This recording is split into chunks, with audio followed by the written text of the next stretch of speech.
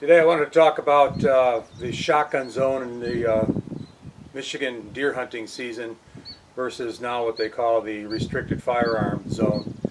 In 2015, the Natural Resources Commission held hearings on whether we should open up southern Michigan, which is traditionally the shotgun zone, to restricted firearms, that being rifles that used pistol cartridges basically. Of course, they had parameters on those. We won't go into that today, but it got to me to thinking about when I was very young. We used to hunt all the time, and I was introduced to deer hunting by a good friend of mine and my boss, Alan Cummings, and he took me deer hunting for the first time. Actually, we were driving for a bunch of people, and I wanted to go through the evolution of the guns that I've used over the years. So I want to show you the first gun that I ever deer hunted with, and this is a Ethica 16 gauge double barrel. Not exactly a purpose-driven gun for deer hunting, but I would take this out and stand in the woods forever, and I probably had a couple of slugs in it.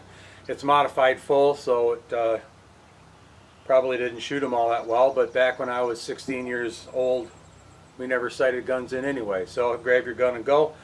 Back then, most everybody used whatever shotgun they owned for deer hunting in southern Michigan.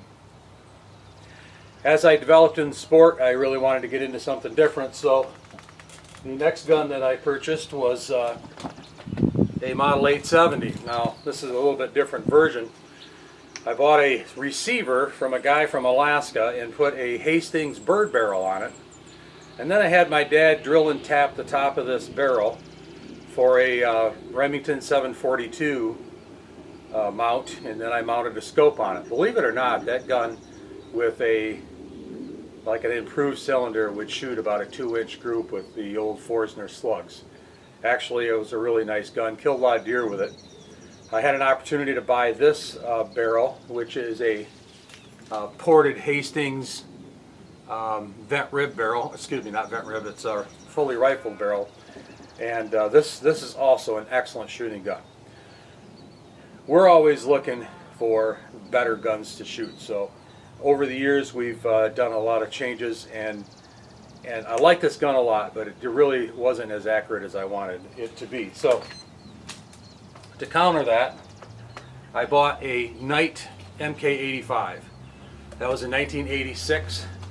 That gun was an excellent shooting gun, and we really moved to muzzle loaders because the trigger pulls were better, the accuracy was better, and the downside was dealing with black powder and all the mess that goes with it.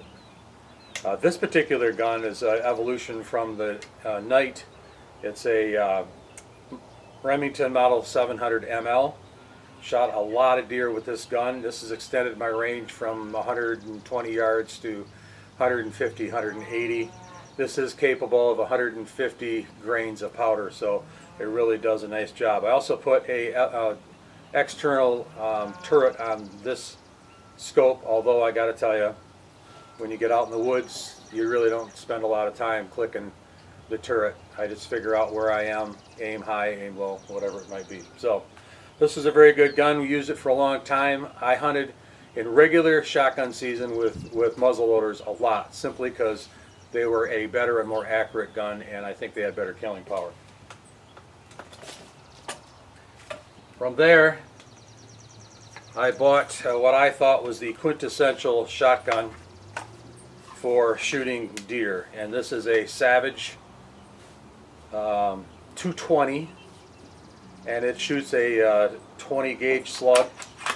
Does an excellent job. It's got a detachable magazine, and I use Federal Premium 3-inch, and they just do an outstanding job. This gun will shoot MOA on a good day. It's probably a very consistent 1.5-inch, 2-inch gun easily. Kind of slow compared to a rifle by a long stretch. The first year I had this gun, I was very excited about it. I loaned it out to everybody who would take it. This gun killed 12 deer and 1 bear in that particular fall, and I shot quite a few does with it, and I never ever lost a deer with this gun. It's a very nice gun. Although it is a very nice gun, I'm a rifle guy and this is no rifle. But it did an excellent job. As soon as we caught wind that the Natural Resource Commission was considering moving to a pistol cartridge type rifle, we got to doing a lot of thinking and trying to figure out what we could do to better ourselves with guns that were available. And so as soon as it passed, by the way, the Department of Natural Resources did their best, I think, to discourage that from happening. And I really don't know why, because in a sport you want to be using the best equipment available. Their arguments were two. They said that some townships would see this as a more dangerous weapon and they would not let hunting happen at all, which never happened. And they also said that their officers couldn't tell what gun the person was using, whether a violator or a compliant gun user, from a long distance. That didn't make any sense either. Case in point, tell me you can tell what this is at 400 yards with a pair of binoculars. Is this a 700, 300 Winchester mag or a muzzleloader? I really don't think you can tell. The next one is even worse. And this is the gun that I wanted to show you that is my absolute favorite. And this is a 357 Maximum. This could be a muzzleloader. This could be a rifle, but I don't want to get into that too much, but I wanted to talk about this particular gun because as soon as I heard that we could use guns, in fact I saw a Michigan Out of Doors article where the guys were shooting 44 Magnums and a 460 Smith & Wesson Magnum, and I thought I've got to do something about that. I really was going to go with a 460, but I didn't, because a lot of people were complaining about scopes getting blown up, recoil was horrible, and inaccuracy and so on. This is a 357 Maximum. This is an MGM barrel. I went crazy and had the barbed wire put on it just because you can't put a price on cool. And this thing shoots great. It's a mild shooting gun, not a lot of noise, and this is an MOA gun almost every day of the week. If I can shoot it, it can shoot it. This is probably more scope than I need, but this is a 4-12 Leopold with adjustable objective, and it really does a nice job. In the future, I've got a suppressor that I purchased.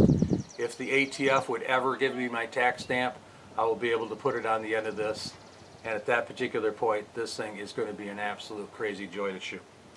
But right now, this gun in my arsenal is the most sophisticated Southern Michigan restricted deer hunting gun that I own. Does a great job. We have shot deer from 172 yards to 26 with great results, and some of those are on YouTube. You can go watch them. Wanted to point out a couple of guns that I don't have but are really cool. Thanks, Chuck, for letting me borrow this. This is a 450 Bushmaster. He purchased the actual 450 Bushmaster upper and put it on his lower, and this gun is just beautiful. This has compensation on it. It's got different lines in it, so from 0 to 300 yards this thing is awesome. It's a 5-shot magazine, and if you are looking for anything to use in Southern Michigan, you cannot beat this gun right here. We have purchased, I don't have one with me right now, the Ruger American bolt action 450 Bushmaster, and that gun is insane for accuracy. Everyone that I've seen has shot MOA. Guns and Ammo just did a review on it, a quick review. Both of the rounds that they tested were sub MOA, and one of them was, I think, 0.6 MOA. So I mean, that is craziness for a $450 gun. And so I just wanted to go through the guns that I've used over the years. Probably the double barrel is the only gun that I have not been successful with. I've never killed a deer with that. That's probably because it's a double barrel, and I was 16 at the time, and really never had a chance to shoot anything with it. I can tell you a story about driving with it. We were driving through a swamp for some of the Cummings boys, and a 8-point doubled back and ran towards the skirmish line and stopped within 10 feet of my brother Dan and myself. He was standing there with his 410 bolt action. I was standing there with that gun, and we were looking at this deer. We both were aiming at it, and he says, "Shall we shoot it?" And I said, "We don't have licenses," and we decided not to shoot it. Interestingly enough, the deer turned around and ran through all the posters, and no one ever saw it again. So that's my story about the evolution of shotgun to restricted firearm zone. Dug out.